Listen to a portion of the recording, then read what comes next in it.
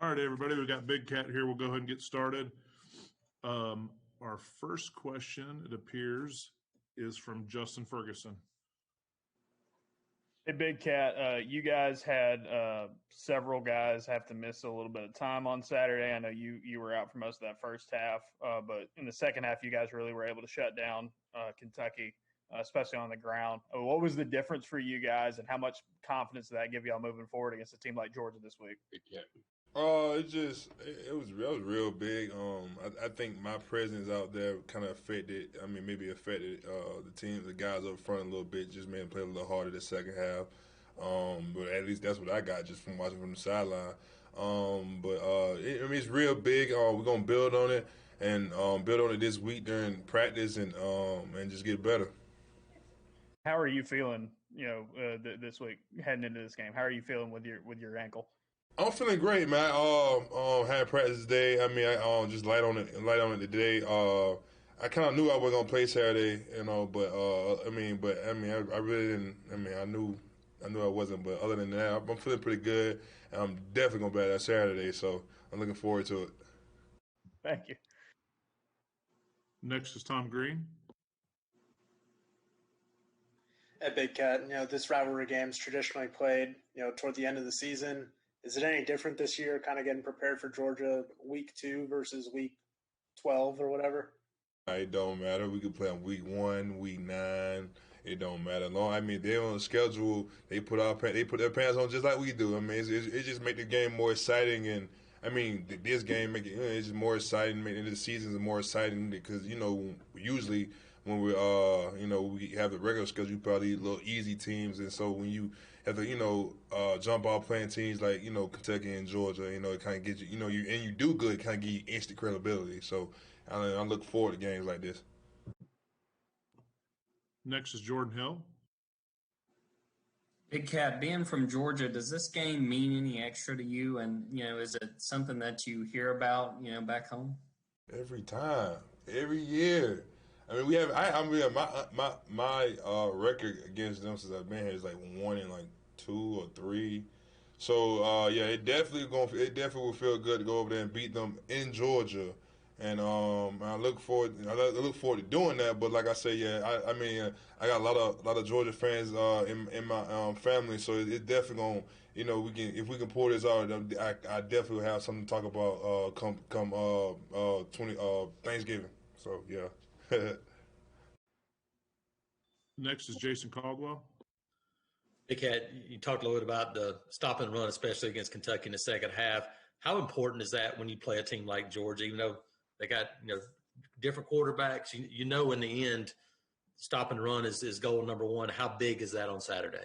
I mean, that's real big, because everybody knows that's what Georgia's built on, and that's what they love to do. So stopping the run is definitely going to be the main focus for us, because I know, we make it difficult for them. First and second down, third down, definitely going to be up in the air. Definitely with the new offensive line, then the new quarterback. So that's what we're going to try to do. Just try to limit those big runs and try to stop them and have them third and long. Next is John Zener. Hey, Big Cat. You talked about Georgia's running game. What do you think about the guys you see in practice, both the offensive line, run blocking, and the running backs you guys have? Do you feel like that they're going to surprise people, prove that maybe the kind of average game the other night was a fluke? Say it again. Ask that question one more time. Feel about your own the guys you face in practice, the running backs, the offensive line, the run blocking. Do you feel like that you got the guys to do both? That you're gonna have? Oh, definitely. I feel like we got one of the best running back cores in the country. I'm not gonna lie. Just with Tank, then you got Mark Anthony, then you got DJ, and then you got who else? I'm missing one. I don't know, but like I say though, yeah. But and Warren, and so like I said, I really feel like we got one of the best running back cores in the country, and just to run behind guys like Broderius and Nick Bronze, man, I really think we have what it takes to win, and I really like our backfield this year. I really do. We got a lot of weapons. Next is Josh Vitale.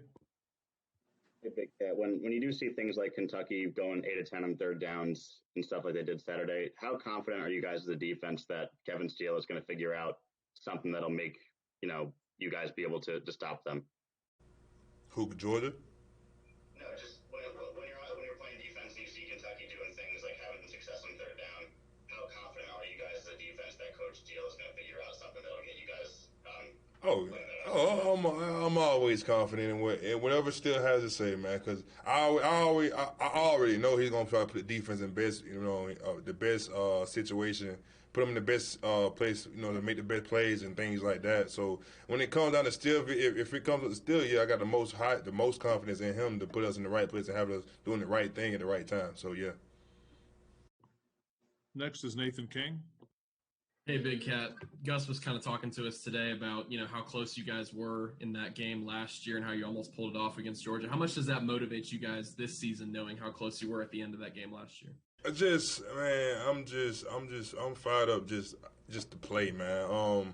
Like I said, we kind of let it slip from us last year over here at our house, man. So, like I said earlier, man, it's just gonna be real big just to go over there and take that win,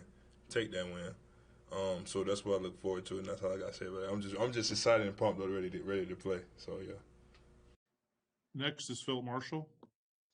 Big Cat, how is it different? Two questions. How is it different on the field for this game for you guys, you and the other guys from Georgia? Is one, and two, how close did you come to going to Georgia? Answer that first question one more time. Just how's it, the atmosphere on the field for this game, how's it different? Man, first of all, I'm gonna say this. Just because I got a lot of guys on the other side of the ball that I know personally, so that's one thing, and just like I said, and just to have, go in there, the intensity.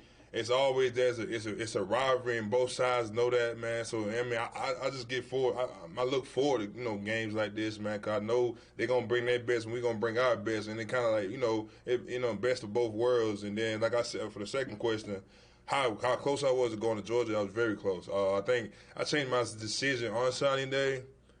On signing day, when I signed, and I think I talked to Coach G, and he kind of filled me. I talked to my cousin Montravius. So I was very close to going to Georgia. I think, like I said, I think I switched my decision on signing day, and I came here. So what was it that made the difference? It was just really, man, just Coach G, and I kind of like sat down and I kind of talked to myself, because like at the time Georgia had this super class, and then like Auburn didn't really have it had a good class, but they didn't really have have as many guys, 5 4-star guys as Auburn did. And so what I put into perspective was, do I want to go to Georgia and be a guy, or go to Auburn and be the guy? So that's what I took. I came here. Thanks.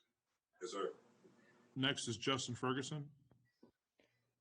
Hey, Big Cat, how impressive you've been with Colby Wooden, especially moving to the inside, and he had a really good game on Saturday. How impressive you've been with that transition from him? He's toughened up, man. I kind of take him up under my wing because he is my little brother. But just to see his improvement, his physicality, and see how much he's grown and took grasp of the game. It kind of took him, of course it's a learning curve once you get here, but he really has bought into what we have going on here, the culture. He's seen, Marlon, he was here with Marlon and Derek, so he kind of see what the standard is, and so like I say, he's really took a big step forward, and I look forward to playing beside him and continue to watch him grow. Next is Jordan Hill. Hey, Cat, we talked to Daquan on Sunday. What were your thoughts on how he played Saturday and just seeing him come back after dealing with injuries the last few years? Man, it was real good to see Ray out there making plays, man. I hate I wasn't out there with him, but it was real good to see him out there stepping up as a senior, and make the plays that he, like I told him, like he should. And like I say, it was a big step for him, just with him dealing with the injuries and ups and downs, because I know. I remember those 2 times that he did, tear his Achilles, and I was right there. So just to see him, happy and making plays, doing what he love to do, man, makes me happy, man. And just see him doing what he do to help his team win. Next is Gianna Hunt. Hey, Big Cat. So we talked a little bit about the depth being tested against Kentucky, right? I was wondering what specific lessons did some of those young guys or less experienced guys learn during that Kentucky game and after you watched the film? Lessons first just to get this the game speed, because a lot of them guys we had there, a lot of guys out there that never played before, so it was their first time getting actual, meaningful game time, playing time, and so just see those guys out there, they kind of experience, like I said, game speed, things like I just know that's one. And then just kind of get a little the physicality part to see what it really feels like to be out there, with a physical team or a good team, a good offensive line like they were. And so, just those are two things that I can say that I felt they kind of learned out there as the game went. Thank you. All right, Big Cat. Our last one's from Jason Caldwell. You played in a lot of big-time atmospheres, crazy atmospheres. First, what was it like Saturday to have, fewer fans in the stands? And going on the road, does it make it more important for you guys to maybe bring your own energy? Because I know sometimes you feed off the opposing crowd. Does that make it more important maybe for the older guys to kind of bring it like that? It was like, first of all, it was different, with me being, like last year, the Iron Bowl, without, so I kind of know what, what Jordan Hare is when he's live, but, it was a difference, man. And I remember, I think I almost got that safety they didn't call. I remember looking up in the stands, it was just like, it was fun, but it was just like, dang, I'm not used to seeing, this in the stands, and so it kind of, adjusted. But like you say though, we just have to go in with our own confidence and mindset that we can win, and just have our own confidence, and just go in there and just and bring our own energy. And cause like I said, like you said, we kind of have to feed out the other crowd's energy, But times are different now, man. What the only thing I can do is just bring the energy so my teammates can feed off me. So that's something that I'm going to do this weekend. Thanks, Big Cat. Thank you, Kurt. All right, Big Cat. Thank you for your time. So appreciate it.